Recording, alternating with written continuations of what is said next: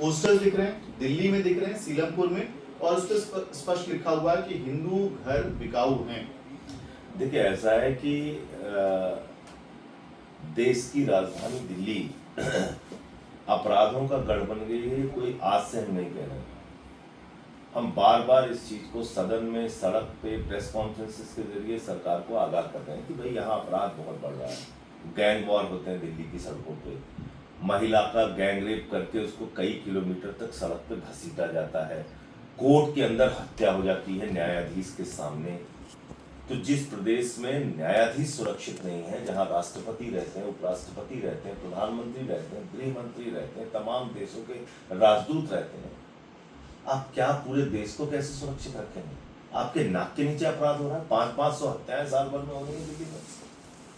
तो इसलिए आप मुर्शिदाबाद के कानून व्यवस्था पे आप नौटंकी करेंगे और यहाँ के मामले में आप चुप रहेंगे।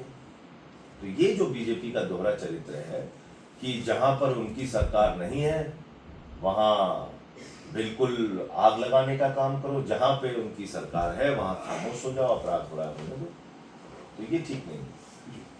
आपने जिक्र किया मुर्शिदाबाद का, वहां पे भी एक तस्वीर सामने आ रही है। बीजेपी आरोप लगा रही है कि पलायन करने पे हिंदू मजबूर हैं और राज्यपाल जो हैं पश्चिम बंगाल के, वो मुर्शिदाबाद जाना चाहते हैं आज, लेकिन मुख्यमंत्री ममता बनर्जी कह रही हैं कि मैं वहां जा रही हूँ तो लॉ एंड ऑर्डर सिचुएशन देखिए, जहां पे गैर बीजेपी सरकार है वहां के राज्यपाल वो भारतीय जनता पार्टी के इशारे पे काम कर रहे हैं।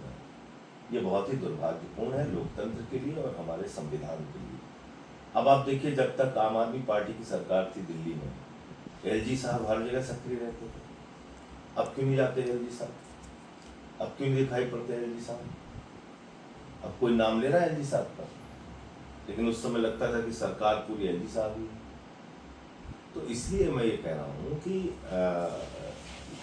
आपको अगर देश को चलाना है तो ये पक्षपातपूर्ण रवैया ठीक नहीं।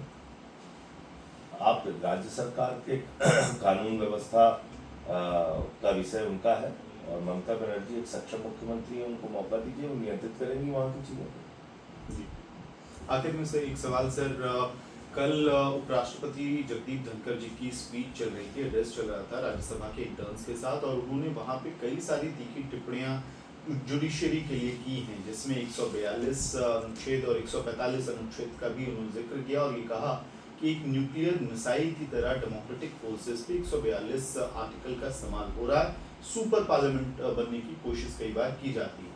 अब आप देखिए कि ये भारतीय जनता पार्टी के द्वारा पोषित ट्विटर हैंडल है, ये क्या लिख रहे हैं? सरिया court of India, supreme court को ये लिख रहे हैं सरिया कोर्ट ऑफ इंडिया, ये इनकी, और ये वेरीफाइड हैंडल है, भारतीय जनता पार्टी के द्वारा पोषित हैंडल है, सरिया कोर्ट ऑफ इंडिया। ये किस तरह का सुप्रीम कोर्ट का गुंबद बना रहे हैं? ये भारतीय जनता पार्टी के द्वारा पोषित हैंडल है, बीजेपी के समर्थक है। ये आप देखिए सुप्रीम कोर्ट की क्या हालत की है इन्होंने, सुप्रीम कोर्ट का किस तरीके की तस्वीर लगा रहे हैं, ये हिम्मत कहां से आती है? बीजेपी सर्वोच्च न्यायालय तक को मानने के लिए तैयार नहीं। आप चाहते हैं कि ये देश आपकी मर्जी से चलेगा? अरे भाई, ये देश बाबा साहब डॉक्टर भीमराव अंबेडकर जी के द्वारा लिखे गए संविधान से चलेगा। और उसमें क्या लिखा हुआ है?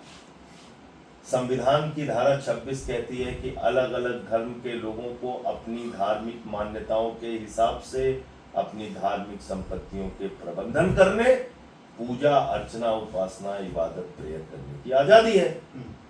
आप उसको कैसे छीन लेंगे? और ये बात मोदी जी को नहीं समझ में आ रही।